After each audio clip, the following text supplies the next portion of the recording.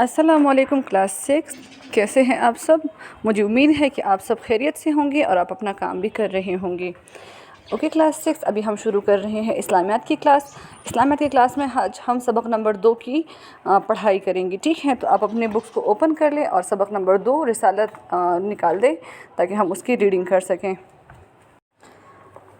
Okay class 6، تو یہ آج کا ہمارا سبق نمبر 2 ہے رسالت، ٹھیک ہے؟ رسالت کا مفہوم کا مطلب ہے کہ رسالت کا مطلب کیا ہے؟ رسالت عربی زبان کا لفظ ہے، اس کا لفظی معنی پیغام پہنچانا ہے۔ دین اسلام کی اصطلاح میں رسالت سے مراد اللہ تعالیٰ کا پیغام اس کی بندوں کو پہنچانا۔ جو لوگ اس پیغام کو پہنچانے کا فریضہ سر انجام دیتے ہیں وہ اللہ تعالیٰ کے رسول کہلاتے ہیں۔ رسول کو نبی بھی کہا جاتا ہے، ٹھیک ہے؟ رسالت کا کیا مطلب ہے؟ پیغام پہنچانے والا۔ اور دین اسلام میں اس سے مطلب لیا جاتا ہے کہ اللہ تعالیٰ کا پیغام لوگوں تک پہنچانا۔ عقیدہ توحید کے بعد عقیدہ رسالت اسلام کا دوسرا بنیادی عقیدہ ہے۔ اللہ تعالیٰ کے رسول دنیا کی تمام قوموں کی طرف تشریف لائے اور ان کو اللہ تعالیٰ کی بندگی اور اسلام کی دعوت دی۔ اللہ تعالیٰ کا ارشاد ہے، ہم نے ہر امت میں ایک رسول بھیجا اور اس کے ذریعے سے سب کو خبردار کیا کہ اللہ کی بندگی کرو۔ لیکن اللہ تعالیٰ نے انسان کو پیدا کیا، اب انسان کی ہدایت کے لیے کوئی ایسے ذریعہ چاہیے تھا کہ جو اللہ کا پیغام، جس کے لیے اللہ نے انسانوں کو پیدا کیا، انسانوں کو اس چیز سے باخبر کریں۔ تو اس کے لیے اللہ تعالیٰ نے ہر امت میں ایک پیغمبر بھیجا، ٹھیک ہے؟ اب پیغمبر کا کیا کام تھا کہ وہ ان لوگوں کو اللہ کا پیغام پہنچاتا تھا۔ ہر مسلمان کے لیے تمام انبیاء کرام پر ایمان رکھنا ضروری ہے۔ حدیث کے مطابق انبیاء کی تعداد 1,24,000 کم و بیش ہیں۔ ان میں مشہور انبیاء حضرت آدم علیہ السلام، حضرت نوح علیہ السلام، حضرت ابراہیم علیہ السلام، حضرت موسیٰ علیہ السلام، حضرت عیسیٰ علیہ السلام اور حضرت محمد صلی اللہ علیہ وآلہ وسلم ہیں۔ حضرت محمد صلی اللہ علیہ وآلہ وسلم اللہ تعالیٰ کے آخری نبی اور رسول ہیں۔ آپ صلی اللہ علیہ وآلہ وسلم پر ایمان پر اسلام کی تعلیم مکمل کر دی گئی۔ آپ کی تعلیمات میں تمام انبیاء کی تعلیمات شامل ہیں۔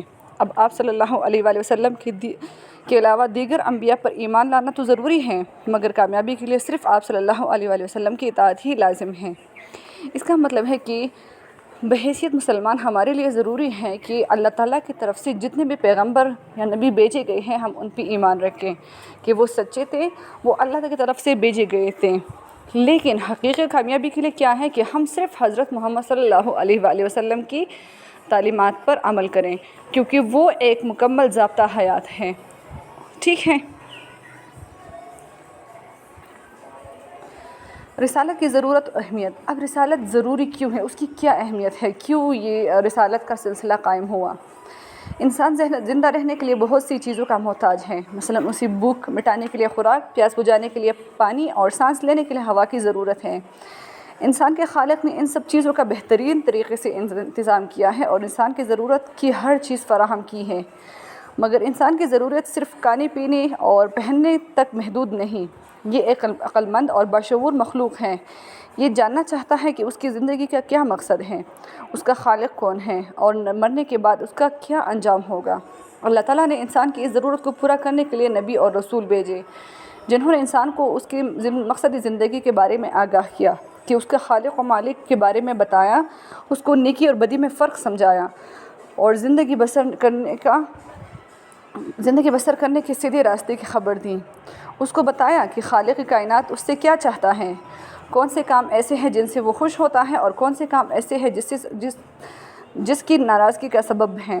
انبیاء کرام علیہ السلام نے لوگوں کو یہ بھی بتایا کہ موت کے بعد انسان کو ایک اور دوسری زندگی دی جائے گی۔ اس زندگی میں وہی لوگ کامیاب شمار ہوں گے جنہوں نے دنیا کی زندگی کو انبیاء کرام کے بتائے ہوئے طریقے کے مطابق بسر کیا ہوگا۔ انبیاء کرام نے لوگوں کو مہذب زندگی گزارنے کے اصول بتائے اور انہیں کھانے پینے، پہننے، گفتگو کرنے اور دوسرے انسانوں سے تعلقات قائم کرنے کے بہترین طریقوں کی تعلیم دی۔ یعنی انسانی تہذیب کی ترقی انبیاء کی تعلیمات کا نتیجہ ہے۔ سب سے آخر میں پیارے نبی حضرت محمد صلی اللہ علیہ وآلہ وسلم تشریف لائے۔ آپ نے انسان کو زندگی بسر کرنے کی بہترین طریقے کی تعلیم دی اور اپنے اسوہ حسنہ سے اس کی مثال بھی پیش کی۔ اب تمام بنی نوع انسان کے لیے ضروری ہے کہ وہ نبی کریم صلی اللہ علیہ وآلہ وسلم کی تعلیمات پر عمل کرے اور آپ کی فرمانبرداری میں زندگی گزارے۔ یہی کامیابی اور جنت میں داخلے کا واحد راستہ ہے۔ اچھا، مقصد کیا ہے کہ رسالت کیوں قائم کی گئی، کیا اہمیت ہے اس کی؟ تو انسان جب پیدا کیا گیا تو اس کی جو ضرورت تھی کھانے پینے کی، زندگی گزارنے کی، اللہ تعالیٰ نے ہر ایک ضرورت ان کی پوری کی، لیکن اللہ تعالیٰ نے انسان کو عقل بھی دی ہے۔ اب بحیثیت ایک عقل مند مخلوق کی انسان یہ جاننا چاہتا ہے کہ اللہ تعالیٰ نے اسے کیوں بنایا، اور جب بنایا ہے تو اب وہ چاہتا کیا ہے ان سے۔ تو اس ہدایت، اس رہنمائی کے لیے اللہ تعالیٰ نے رسول بھیجے۔ اللہ تعالیٰ نے رسولوں کے ذریعے انسانوں کو خبردار کیا کہ اللہ تعالیٰ نے انسانوں کو اپنی عبادت، اپنے فرمانبرداری کے لیے پیدا کیا ہے، انسانوں کو اچائی اور بدی کے بیچ میں فرق سکھایا، ان کو مہذب طریقے سے زندگی گزارنے کا طریقہ سکھایا کہ کیسے اٹھتے بیٹھتے ہیں، کیسے بات کرتے ہیں، کیسے کام کرتے ہیں، کیسے کپڑے پہنتے ہیں، کیسے زندگی گزارتے ہیں۔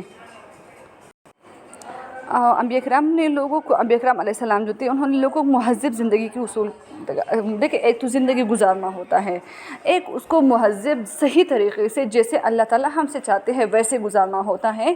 اور انبیاء کرام علیہ السلام نے ہمیں وہ ساری چیزیں سکھائی ہیں کہ ہم جب کسی سے ملتے ہیں تو کیسے ملنا چاہیے، بات کیسے کرنی چاہیے، خوراک کیسے کرنا چاہیے، کپڑے کیسے پہننے چاہیے، کسی سے ملے تو کیا کرنا چاہیے، ہر ایک چیز انہوں نے سکھائی ہے اور بہترین طریقے سے سکھائی ہے۔ سب سے آخر میں حضرت محمد صلی اللہ علیہ وآلہ وسلم آئے جس پہ اللہ تعالیٰ نے دین کو مکمل کرنا تھا، تو انہوں نے انسان کو بہترین زندگی گزارنے کے طریقے سکھائے اور اپنے عمل سے اس کی مثال بھی دی۔ اب ہم تمام بنی نوع انسانوں کے لیے کیا ضروری ہے کہ ہم صرف حضرت محمد صلی اللہ علیہ وآلہ وسلم کی تعلیمات کو، ان کی عملی زندگی کو فالو کریں، تو ہماری پیدائش کا جو مقصد ہوگا وہ پورا ہو جائے گا۔ ٹھیک ہے بچے، تو آپ سب اس کی ریڈنگ کر لیں۔ آئی ہوپ کہ آپ سب کو سمجھ آئی ہوں گی، پھر بھی اگر کوئی مشکل ہوتی ہے so you can ask and I will try کہ میں آپ کی پرابلم کو سالو کر لوں۔ تھینک یو، اللہ حافظ۔